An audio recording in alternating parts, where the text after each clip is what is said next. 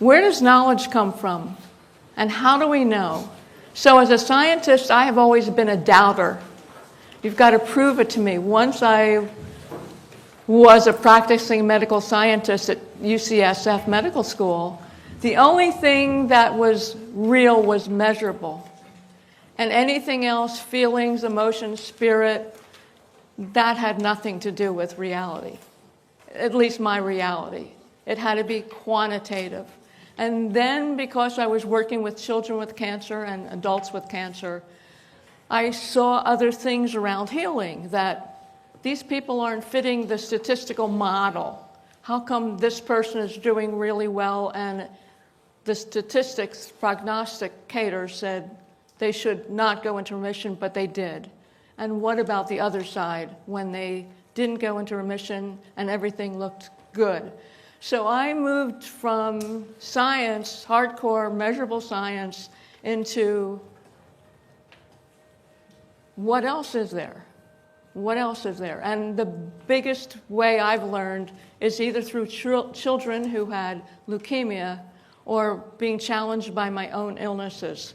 So a lot of what I cover I've used for myself. I don't want to get into the anecdotal stories, but I'll answer questions later. But to realize, there's more. You all know that, but I didn't know that we're more than material, although I'm talking a lot about the material. And the material being our cellular universe. And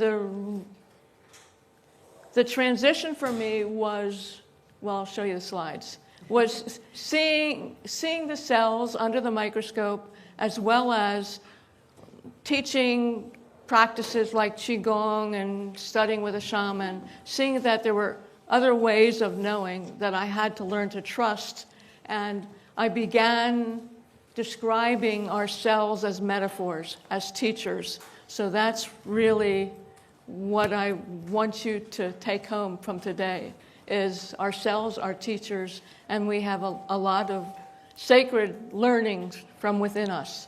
You probably already know that as being dowsers. I've always said I'm not a dowser, although I've had a pendulum for 30 years. And when Dick asked me if I wanted to come talk, I thought, I don't know who dowsers are. That's never been a group I've spoken to. So I asked my pendulum, show me yes, show me no. What's in the highest good? Should I be here? So the pendulum spoke. So I'm going to,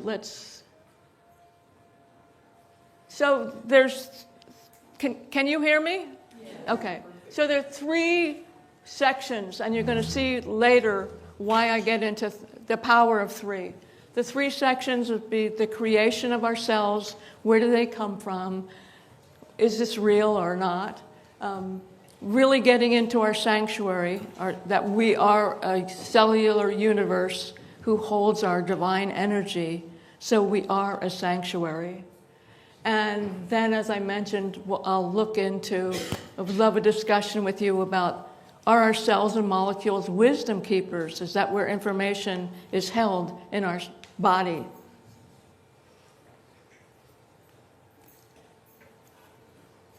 So one thing, we don't have to go any place. You know that as dowsers. I'm learning from talking to people and being in Dove's talk this morning. We don't need to go any place. All our treasures are inside. We just need to find them and also be able to believe what we're experiencing. And our discovery really comes from having new vision, new ability to be able to see with different eyes, not the linear, ego, mental perspective. So we are going to have new eyes. I hope you'll have new eyes today. So for me, my new eyes came from this microscope, which I still have. And I'm trained as a biochemist, so biochemists measure and when we do experiments, everything is objective and measurable. And when I was a postdoc at UCSF, I was a postdoc in immunology, hematology, and so I couldn't work at a biochemical level What I could work at was at a cellular level. And my work was, that I decided to get into, was how do we diagnose leukemia cells? It's not straightforward. It's just not straightforward. I would sit in conferences and see doctors argue, was it leukemia, what kind it was? So I got funding to be able to develop diagnostic tools on human leukemias, which required that I don't have a pointer either, which required that I look at human cells, begin to see human cells under the microscope, was a big aha. Because when I looked at, I'm going to walk across the stream. When I looked at this is a white blood cell. When I looked at this cell under the microscope, I realized, so it was a living cell and it was a human cell. It was really smart. It knew that something was foreign in its environment. And it could read the signals somehow that there's something foreign, potentially dangerous in my environment, and I better take it in. So the white blood cells are the first defense against infection.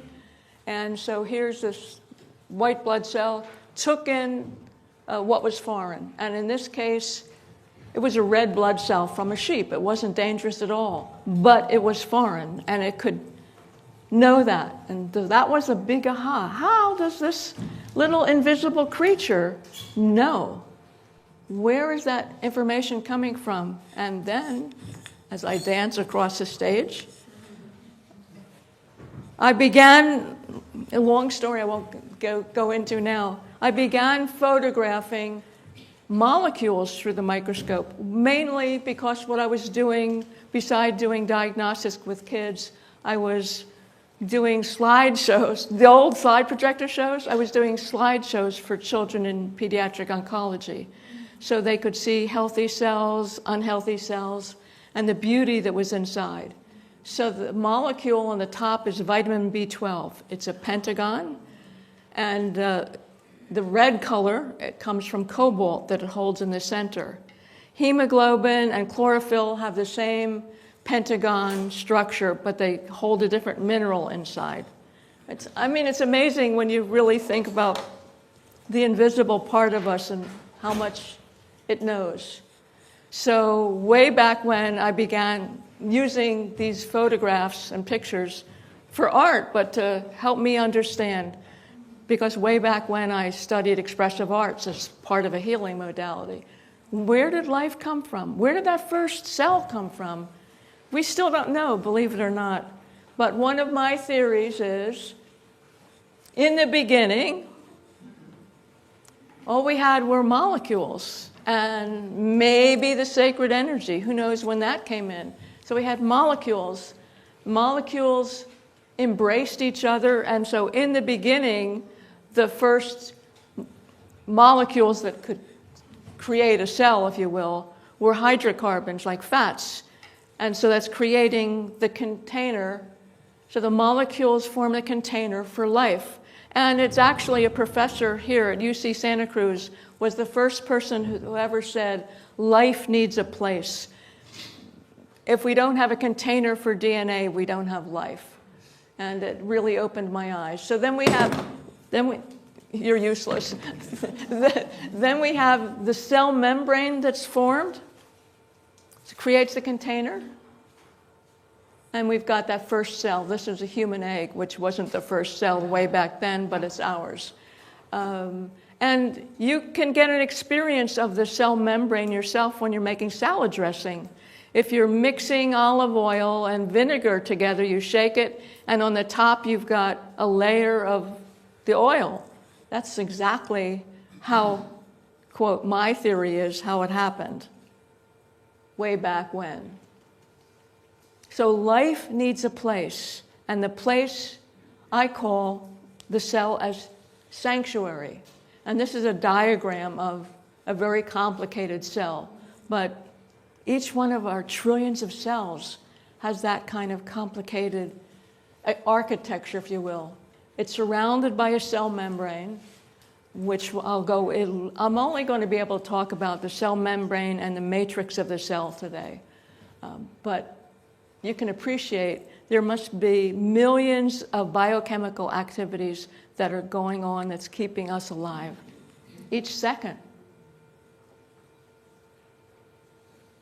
So Père Desjardins, some of you might be familiar with his work, The Phenomenon of Man. He was a Jesuit priest as well as a biologist.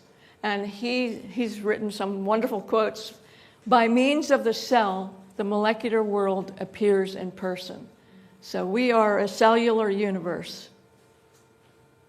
And a friend, Shoshana Dubiner, is an artist who paints the cell in unique ways, and I just wanted to give you an experience of the outside of the cell membrane. The cell membrane is not rigid. In human cells, it's called a membrane. In plants, it's called plant cell walls. Humans don't have walls. We don't have walls. We don't have walls. And the membrane is very fluid, very flexible. It changes. It provides information, which I'll cover in a second. And what's also interesting about the flexibility and fluidity of the cell membrane, as the cells, so listen as for metaphor, if not for the science, as cells mature, they become more fluid and flexible. And so I always ask the question, how fluid and flexible are you? Where do you become rigid? And you'll see why that's an important question later.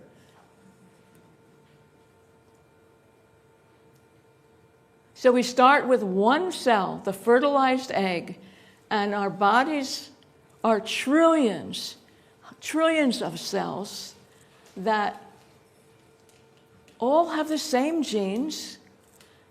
They just have different expression and different purpose. So normal cells are able to turn off genes. The heart cell doesn't need to use the same genes as a skin cell. So even though they've got that, it's like reading a book. I don't need to go to that chapter. So normally the cells are able to turn off certain genes and turn on other genes, just to know that. And we've got a body of trillions and trillions of cells that communicate with each other, that cooperate with each other, that are really connected.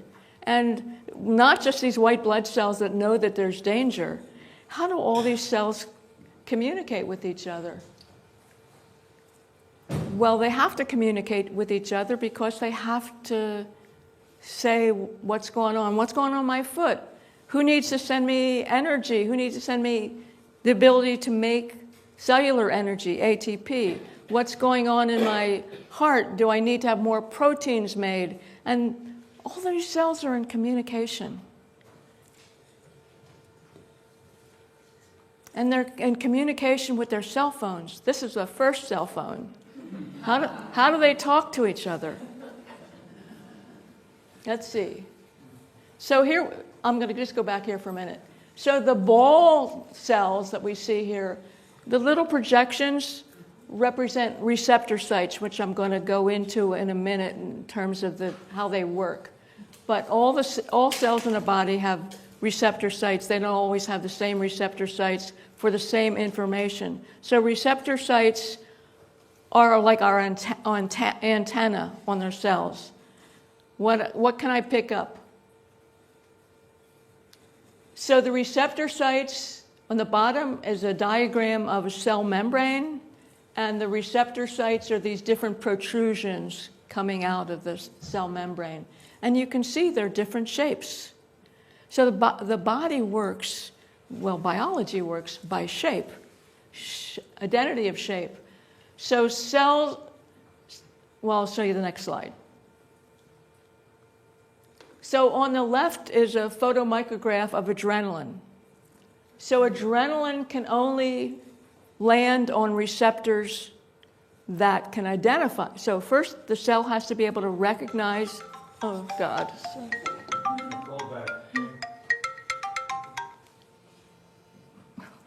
Didn't I say no? You said no cell phones.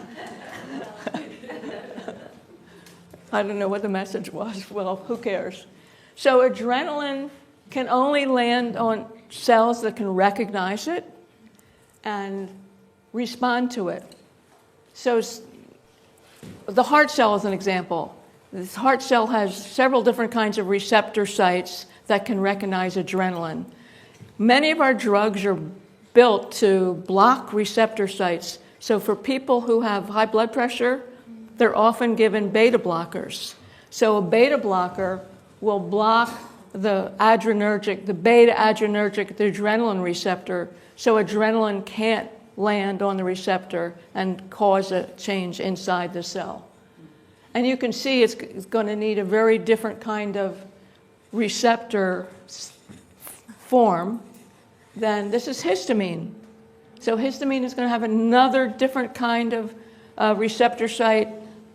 So recognition is one of the first abilities that the cells have to be able to recognize, and they recognize patterns.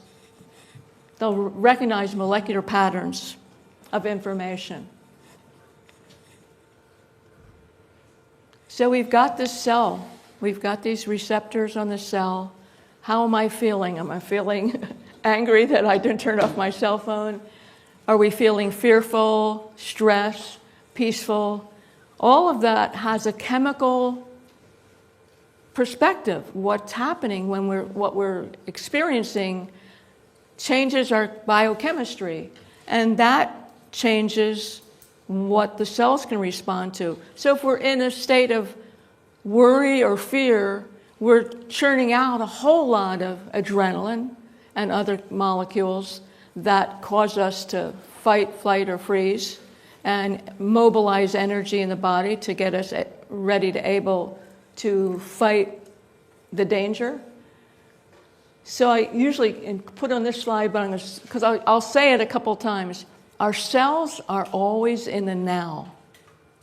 So what we're feeling at this moment is what's important.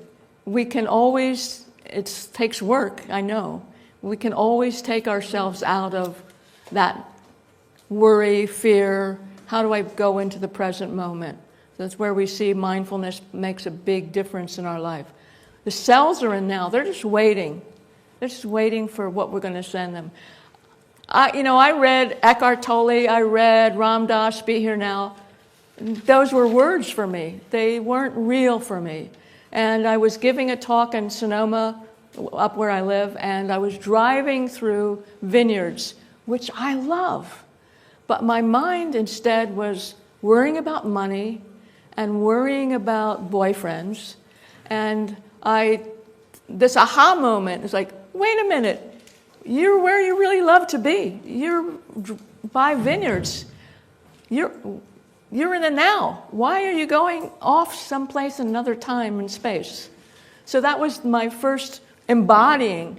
The cells are always in the now. It's like, okay. So to become awareness is part of the whole story. So this, some of you might have seen Inside Out. So what are our cells listening to? I always ask that question. That's probably the next slide. Cells are in the now. What are your cells listening to? And what do you want to send to your cells? So that's always, to me, a take-home. What message am I sending to my cells now?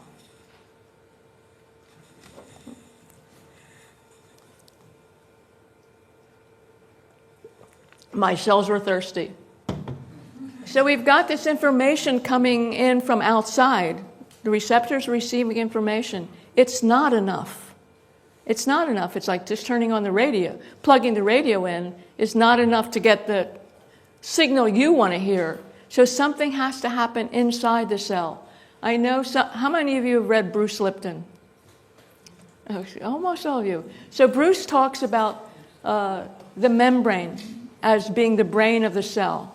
I don't know if he's changed that story. He may have evolved on that story. So the membrane is one part of the communication intelligence of the cell. The other part, which is what I talk a lot about, is the cytoskeleton. It's the innards of the cell.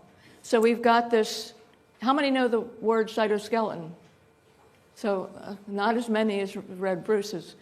So we didn't know about the cytoskeleton, except we knew there were parts of the cell that were important for cell movement and cell division. But we really, because we couldn't see it, it needed to be stained with special kinds of microscopy techniques, and that would usually destroy the cytoskeleton. So it was, most of us learned, I know I did, when I learned about cells, there was the cell membrane, there was the nucleus, and the rest was like jello or watery environment. Like, well, no, we're strings. There's this whole incredible matrix that connects with the receptors. So we've got the receptors on the outside, and you can see receiving some information on the inside, and it's going to pull on the strings of the cell, the cytoskeleton of the cell. And let's go into...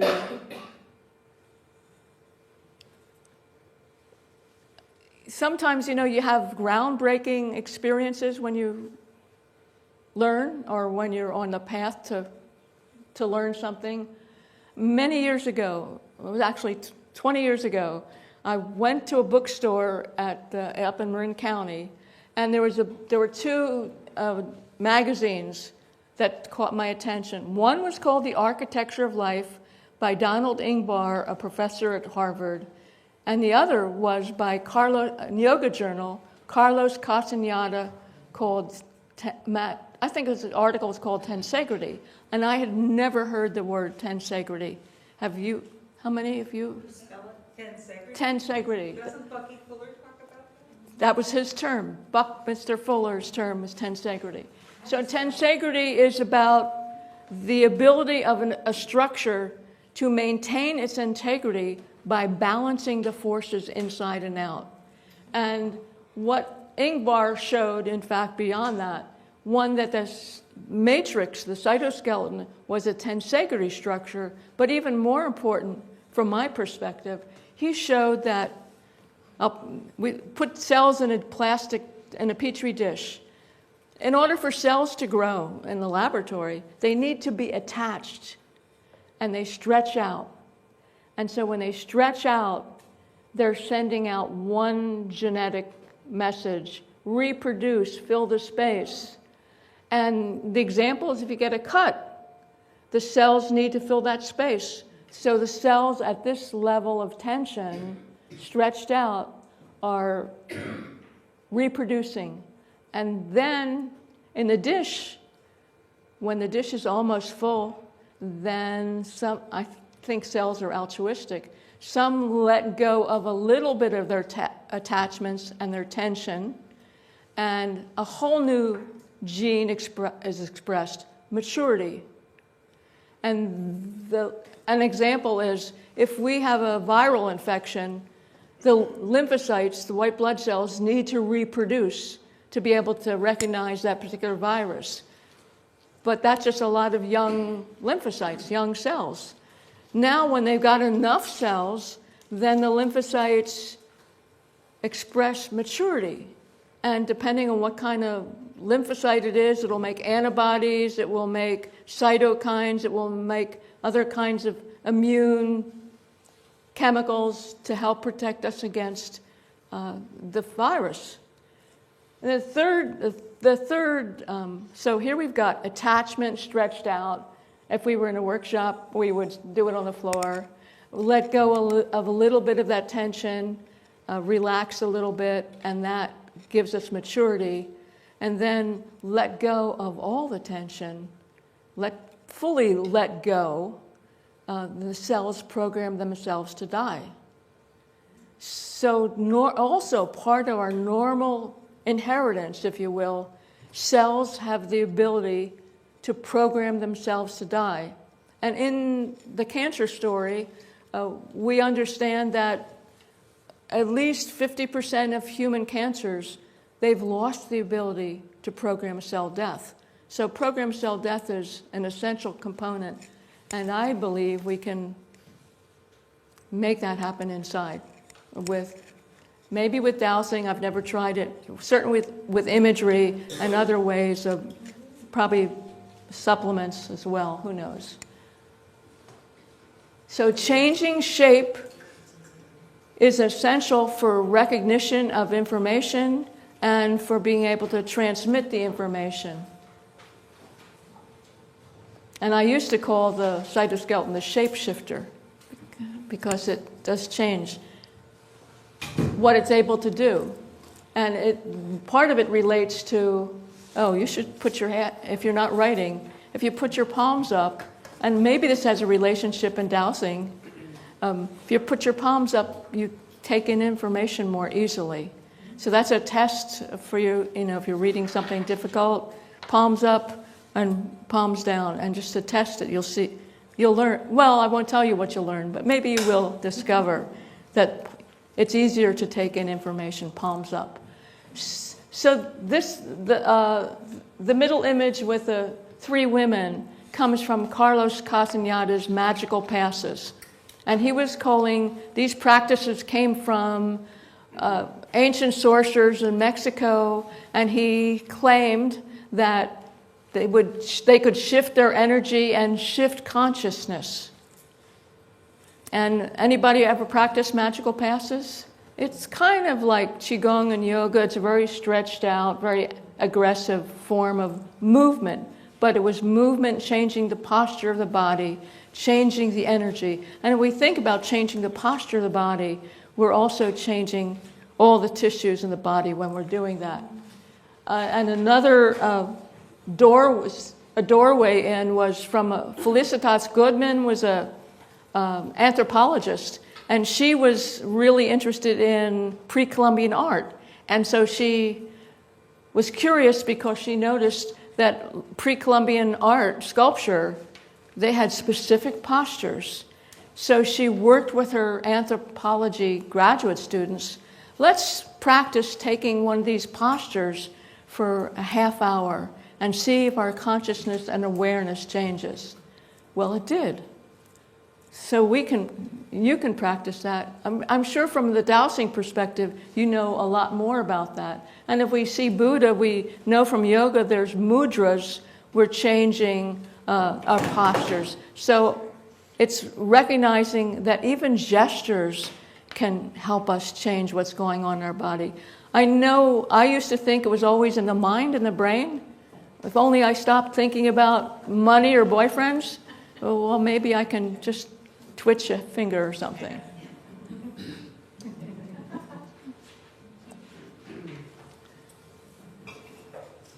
So this Buddha on the left was from an old Buddhist magazine, and it's interesting if you look at some of the old art that you see that, well, he's got netting, he's got the fabric going throughout Buddha. That was long before we even talked about the cytoskeleton. And a wonderful article by Helen Langevin, also at Harvard, who was a neuroscientist as well as an acupuncturist. So really going in two different worlds. She talks about the connective tissue. The connective tissue is also webbing. The connective tissue, when she talked about using acupuncture needles, that the acupuncture needles are twisting the tissue, the connective tissue, which is then, of course, since the connective tissue is connected to the cells, it's pulling on the cytoskeleton. So you can see where everything is connected. And I might have the link to this article on my website, I'm not sure. So for me, the most exciting thing about learning about the cytoskeleton, I'm always wanting to make things real. Is this only information, or how do we bring it home? And recognizing that, for one, when I was first learned about the cytoskeleton, I had really gotten into, I've been doing Qigong for 25 years. So recognizing, and there was sounding in Qigong and doing chanting. So this was another aha moment, recognizing our cells now have an architectural structure, these strings, the cytoskeleton, that can respond to sound, can respond to chanting, can respond to movement. All these, what was considered New Age, esoteric practices, well, but it affects us at a cellular level. And for someone like me, maybe like some of you, I liked it to be tangible. So, okay, how can we hum?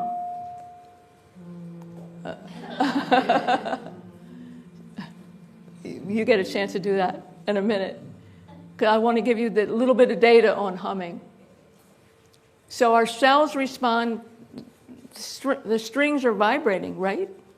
So the cells are responding to anything that vibrates and setting up vibration, which influences neighboring cells.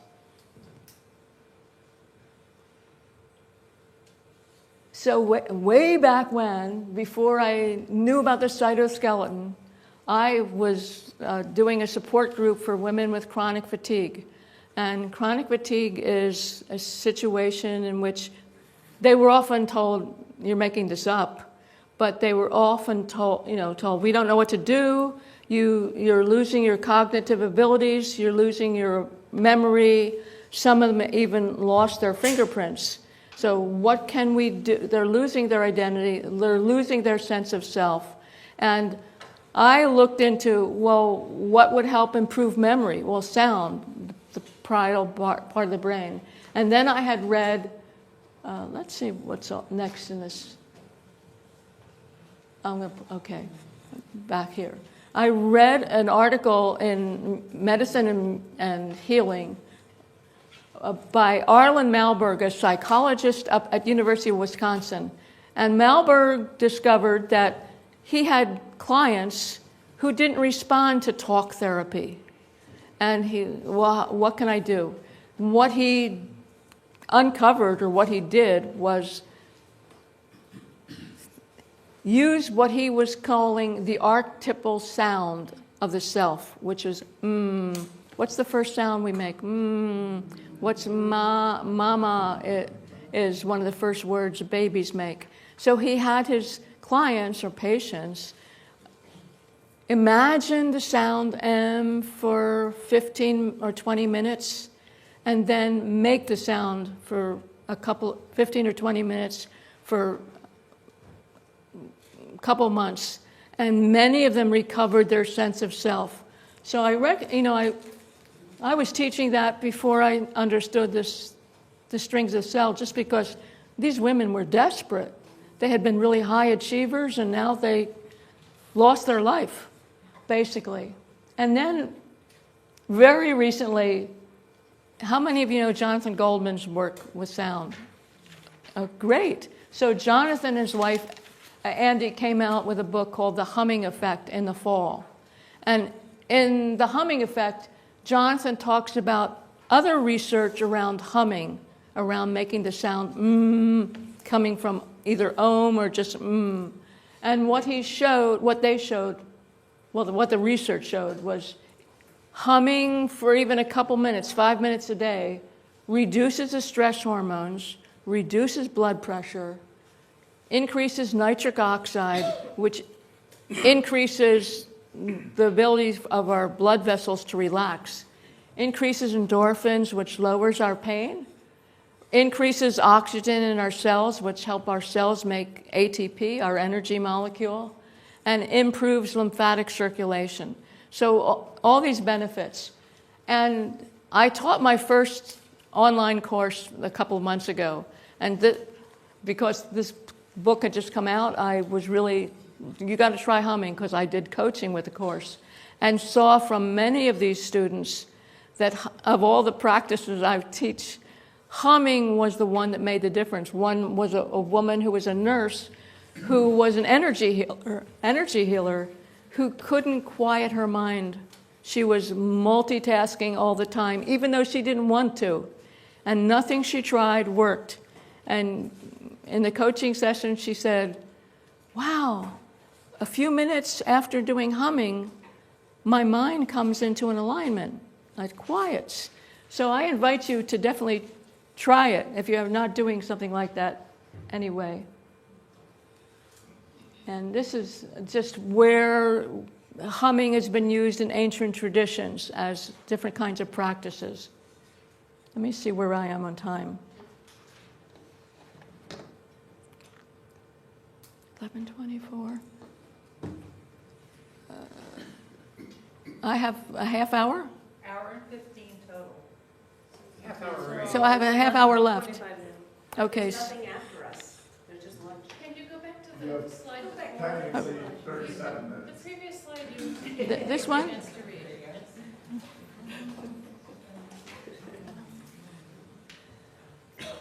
You could buy my book out there that's got this in it. That's a good sense. A shameless plug. Okay? So just to recognize whatever our emotional state is, our physical state and cellular state, I mean, we are our cells. Cells are us. How do we change it? So what I want to do is, I've asked you this already. What do you want to broadcast to your cells? And I want to invite you for a couple of minutes we'll go inside and experience sanctuary of your cells, the sacred domain of your cells. So I invite you to you can keep your hands open or up. Stop writing. And this may be 5 minutes. It may be, I never know.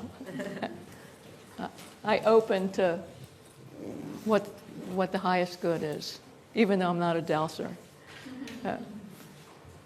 So allow yourself to feel your body on the chair. Feel your breath. Notice how your breath is coming in your nostrils and leaving through your nose or your mouth, whichever is more comfortable to you. And then become aware of the temperature of your hands. Are they warm or cold? And become aware of, take a brief scan through your whole body. Is there any place that you feel tension? And just be an awareness. It's not a judgment. Just be an awareness.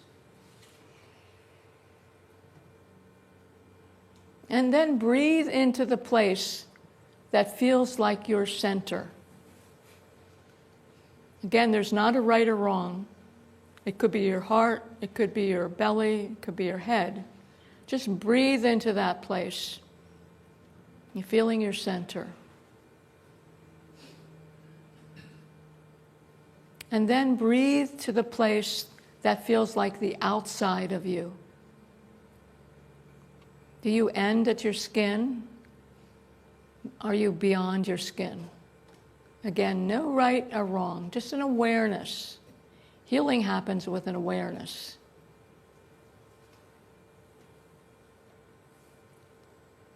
So as you tune into the center of you and the outside of you, recognize that this is your cellular universe is making this happen. Trillions of cells are engaged in breathing you, in holding you, and holding your energy. And before we get to our cellular hum, take a couple moments to thank your cells. Have you thanked your cells today? Thank your cells for holding you, for creating you. Do the butterfly hug. I just saw somebody do that. Let your cells know that you're great. I often teach this class called Romancing Your Cells. I really want you to fall in love with these invisible creatures that are us. So take a moment to thank them for all they're doing for you without you having to do anything except be in the now.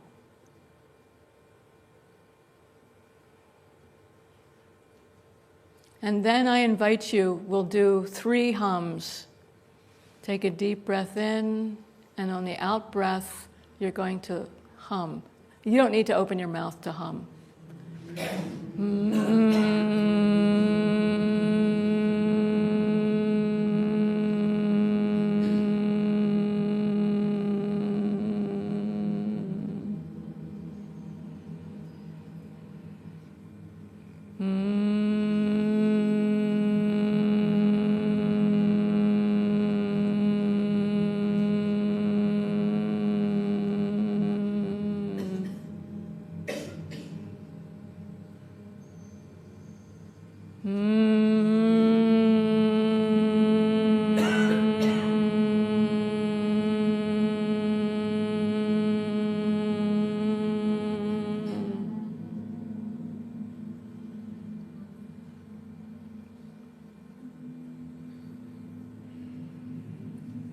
And just take a moment to be with the silence, or it may not be silence that you hear inside.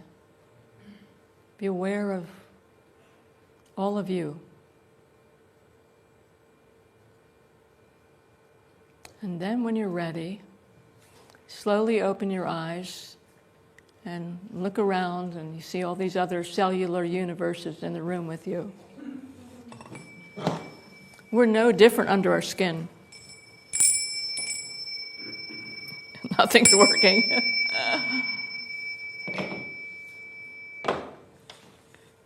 The energy of the room has changed. I can feel it. Maybe it's my energy has changed. So I'm going to totally shift gears into hypothetical questions. One, because I've learned so much from the cells and the structure of the cells and the beauty of the molecules. I mean, I've been photographing everything under the sun through the microscope and see patterns. And I start translating the patterns into information. And my sense is that, well, my experience has been that you all know this through intuition. And we'll do a couple of tests and a couple slides. So here's a question I'm asking. What if the ancient ancestors, way back when, were able to vision inside, and they saw their cells and molecules? They didn't name them. We didn't have the science. But they saw them and they said, I'm going to use what I see inside. Since I'm sacred, I'm a divine being, I'm going to use what's inside as my sacred art or as my sacred traditions. How else can I tap in? So I'm asking, can our cells and molecules be wisdom keepers? And this is a group that could help answer that question. And I'll give you a little visual data. So I know I talk about this later in the slideshow, but I'll get to it right at the beginning. Is that a mandala on the left? Sure. What it really is DNA, the computer graphic of DNA, looking at it from the top. So when Robert Langridge up at UCSF photographed that, I thought, is this where the idea for mandalas came from? That people saw that inside. All those little dots represent the different atoms that make up DNA. So what I'm asking you to is engage your imagination, and I guess I'm in the right group to be able to engage your opening to your own wisdom. And where does it come from? Maybe you all accepted it and trusted it from the beginning, where you get information. When I still do guided imagery for people. When I would do it at the beginning, and I stopped for many years, because I didn't know where the information came from, I didn't trust it. It's like, is it me making it up? Is it God speaking to me? Is it spirits? Where am I reading their mind, what they need? So I'm learning at my old age to finally trust.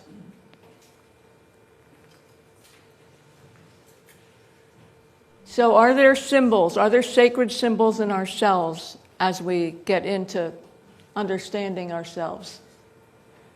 And what I want to do is give you 3 important, what I'm calling principles of design that are universal.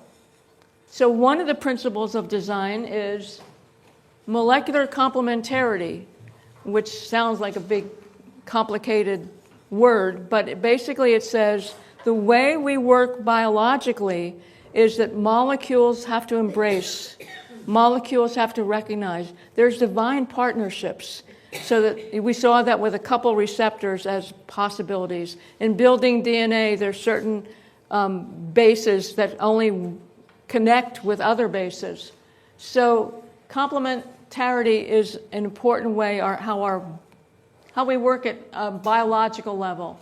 So when we talk about how enzymes work, enzymes are the active participants in every biochemical activity in our body. And an enzyme, just like a receptor, an enzyme has an active site, and the chemical it's going to react with, it must embrace it.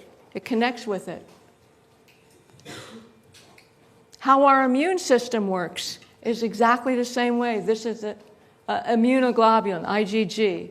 And immunoglobulin recognizes specific antigens, specific kinds of molecules by the same phenomenon, by this molecular complementarity, divine partnership. I don't know if I have that in the handout or not. And then, as I mentioned about tensegrity, Buckminster Fuller coined the term tensegrity, and he built the geodesic dome, was the first human-made tensegrity structure. Our cells are tensegrity structure. Spider web is a tensegrity structure. Our galaxies are tensegrity structures. Atoms are. So you think about an atom has to maintain the forces inside and outside, and there's all this spinning going on to maintain the integrity of that atom. And then I go off a little bit. You probably will have some information on the threesome. What I became aware of, and again, it's conjecture, so maybe someday somebody will prove it, that the triad, the threesome, is another important part of biology and divinity. So we see on the, let's see what, so the I Ching is made up of trigrams, so this kind of translates into other systems. And on the right hand, all those triangles, that's part of a red cell structure, red blood cell structure. And then, of course, we got the geodesic dome. So I know I went a little off on this, but I thought it was really interesting. How can we make it practical? So the design principle in biology of the triad or the threesome, the genetic code, we have 4 possible letters, but 3 letters are the code. So at our very essence, we're a trigram, if you will. When we develop embryologically, we're 3 layers. That's not an argument. We're the ectoderm, endoderm, and mesoderm. So each layer relating to it develops into a different part of our body. And then at 3 weeks, our brain is in 3 segments. The blood circulation begins, the heart begins, the brain network. So the networking abilities are developed by 3 weeks in this triune brain. Is that an accident? Or, we're the 3rd planet from the sun. Is it? I don't know. Scientists can sometimes go out there. And then when we look at theology and cosmologies, we see that the Christian church, Christian dogma, the Trinity, Father, Son, Holy Spirit. In the Jewish tradition, it's 3 faces of God, or Yahweh, Shekinah, Ruach, the breath of God.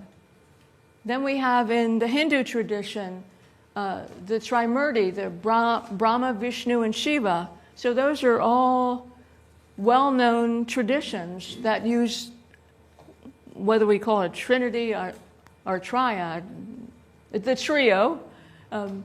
In Buddhism, they're the 3 jewels in Buddhism, the Tiratana, Buddha, Dharma, and Sangha. So you'll begin to see that 3 is a completion.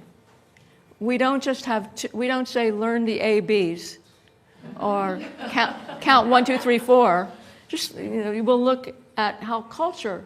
So if anybody's interested in sacred geometry, a fabulous book is Michael Schneider's A Beginner's Guide to Constructing the Universe. And he says that the triangle, so the three-sided structure, is the symbol of divinity throughout cultures. And here we've got the Sri Yantra is built of triangles, and it's considered in Sanskrit what the Sri Yantra means is the symbol of all creation. Where did they come up with that idea? Was it inside? And so since one of the ideas is we get creation with the threesome, and we get completion with the threesome, it's the balancing the polarities. I want to give you, I have too many triangles on here. Well, we can't forget culture. All the threesomes, 3 little piggies, hip hip hooray, 3 wishes. So what I've started teaching, although I wrote about this in the book, I never did it. And my teacher always said, if you're not doing what you're talking about or writing about, you're just talking about it. You haven't accessed it. So I know in the book and in the handout I talk about, can we use the 3s for our own making change, for changing habit or bringing in something we want? And it's interesting. I don't know if anybody was in the earlier talk by Dove, where he talks about the I am. No. Where? Come on. And can we use the I am now through pseudoscience? I don't know what I call it. So how I used it, and I'm using it, is I do 3 gestures. I'm open, so something you could try, because we're all experiments. I'm with your palms facing heaven. I'm opening to receive love, inner peace, abundance, whatever your word is. I'm open to receive that. Bend down. I'm going to lose everything. And touch the earth. I'm supported by Mother Earth to receive, to open, and I am or I have inner peace, love, abundance. And I do that 3 times, and then 3 times a day for 3 days or 9 days, some sequence. And when I was teaching this in the online course, by the 6th day, I decided to add love to it. I was opening to inner peace and abundance. And the 6th day I added love. And what was synchronistic was an old lover contacted me who I hadn't heard from in a year. So I was like, okay, does this really work? I'm going to ask for very specific things. So I'm inviting you to really test it out, because we're all the experiments. We don't need data, but to see, am I open? So how much time do I have left? 20 minutes. Oh, great. I'll whip through the next. So do our molecules, the question is, are our molecules more than chemistry? And so some of you are shaking, and do they have something to tell us? So I'm going to whip through it because I know you must have questions. So my spiritual grandfather says, imagination is more important than knowledge. With imagination, we can go any place. So is imagination hooked into our intuition? Let's see. So we've still got this guy. I've done that. You have no idea. I've taught this material, other than this end part, for years, and I'm always editing the PowerPoint, including last night. So we've got one of the places where I really saw about people's intuition, 3 tastes. These are molecules of taste through the microscope. One is sweet, one is sour, and one is bitter. So how many people think the picture on the right is sweet? How many think it's sour? How many people think it's bitter? You guys are undecided. I'll ask you another one. One, I don't like your answers. How many think the picture on the bottom is sour? How many think it's sweet? How many think it's bitter? You guys got it. Ding, ding, ding. Ding, ding, ding, ding. So generally about 75% of people recognize bitter from its picture. Now, how could that be possible? Because it has an essence of what you would think bitter would do. Things look like what they do. And on the left is sour, Yeah. rice vinegar. On the right is sugar, sweet. So here, sweet is rounded. So because I've worked in the wine industry, one of the questions is always about language. How do we label things? How do we know things? And if we're talking about sweet things, it's always rounded or soft, even outside the wine industry. Are these pictures dark field microscope or just regular? Are these what in the microscope? Dark field. Are they dark field? No, it's the microscope is a polarizing microscope. So the shapes are what the molecules will make. The polarizers are prisms. So the prisms break the light into color. So basically I'm painting them with the color, with light. So the shape is theirs, but the definition comes from how the prisms shine on the molecule. So that we have 5 tastes that we basically recognize. The 2 pleasure tastes are what's called sweet and savory, and they have very similar forms, kind of rounded. Savory is nitrogen. So beyond what I would call my woo-woo, sweet tells our cells that it's a source for energy, source for making energy. Savory tells our cells that it's a source of nitrogen. This is sour, malic acid. So acids are all sour, and they're all angular and sharp. And if we think about our language again, things that are sour are sharp, cutting. Malic acid is unripe grapes, unripe apples. And then here we've got caffeine. And just since it's a little early in the morning, but I thought I'd give you another taste. What What did you skip? This is a white wine. I'm not going to ask you what kind. Sauvignon Blanc, a very angular white wine. One I did not like, but the winemaker did. But it's a beautiful image. This is a red wine from a biodynamic winery. And biodynamics use a lot of spiritual information in their farming, and it was the first time I saw a heart. So I went, aha. Is it because they love their land that the wine expressed a heart? And I've seen hearts in many biodynamic red wines and not in others. So are they influencing the energy? What was caffeine? Caffeine? You skipped over caffeine. It was the bitter image. Oh, it was the What? bitter image. Yeah, it was the same as the bitter. You want caffeine again? Yes. Yes, let that be a lesson. Let that be. Yeah, well, I've gotten off caffeine, but I don't know from the picture. Pretty much off it. They look like what they do.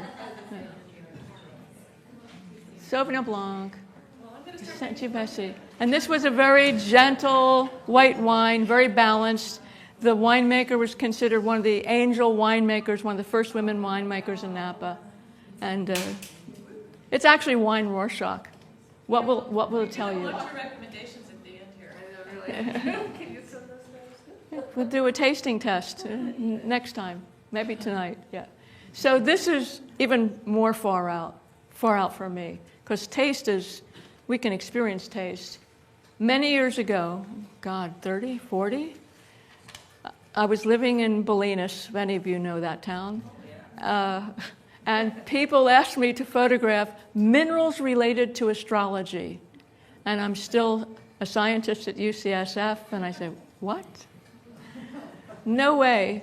But if you know, because they were using cell salts, which are homeopathic expressions of minerals. I said, if you get me the pure minerals, not homeopathic preparations, I'll photograph them because I can use them for my presentations with kids. So at the end of doing the photography, since I'm always categorizing things, I saw 4 shapes among the minerals. And I asked myself, was there any 4 quality in astrology? The 4 elements. So one of these is water, fire, air, and earth. So your own intuition.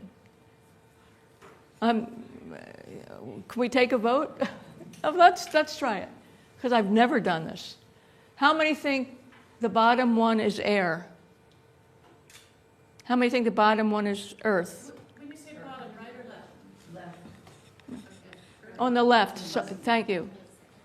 Earth. How many think it's water? How many think it's fire? Think of them as symbols of the physical state. So the bottom is earth. The right is air element.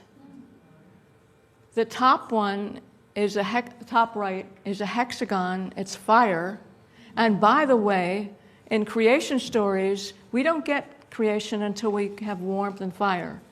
And at the molecular level, we don't get creation until we have 6-sided molecules, just for a little bit of information that does come from reality.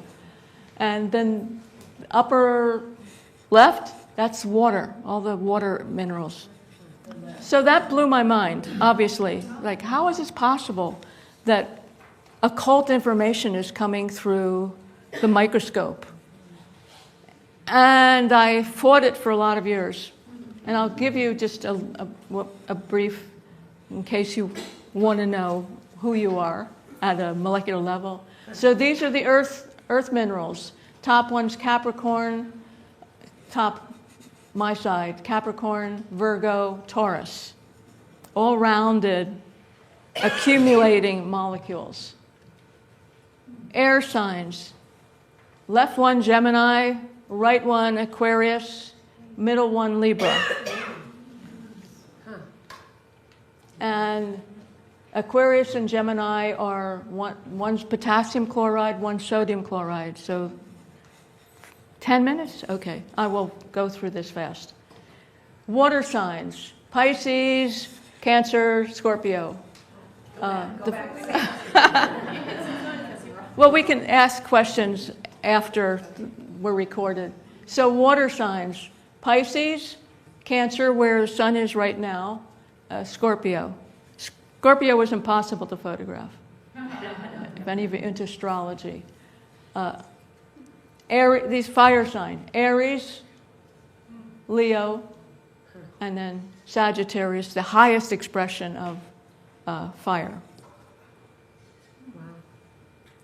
So what I've been doing in the past year is doing charts, looking at, can we use the symbols of the minerals of our birth date? Will that give us some more information? And as someone who's not an intuitive, or I have said I'm not an intuitive, it's really stretching my boundaries. But I'm seeing that people that I've done the readings for are really getting, oh, you're telling me something that I intuited or that I sensed or more information that I didn't know. So I'm grateful that this strange form came through the microscope, although I have fought it for 40 years. It's time, when you hit 77, you can say almost anything. So another quote from my dear friend Albert. We cannot but be in awe when we contemplate the mysteries of eternity, of the marvelous structure of our reality. It is enough if one tries to merely comprehend a little of this mystery every day. Don't lose your holy curiosity. So all of this is coming from curiosity. What does this mean? Some of you might be familiar with I can't remember his name, Alex Gray. Gray, thank you. So how do we tune in? We have all this information, and I know I've probably overloaded you with information. Connect with yourselves, find a way to do that, however you do it. Recognize their holiness. Recognize your holiness. Give gratitude. We know that all along. Give gratitude, and as we talked about this morning, let go of what you don't need. Take time to hum and know that everything is an inside job. It doesn't come from outside.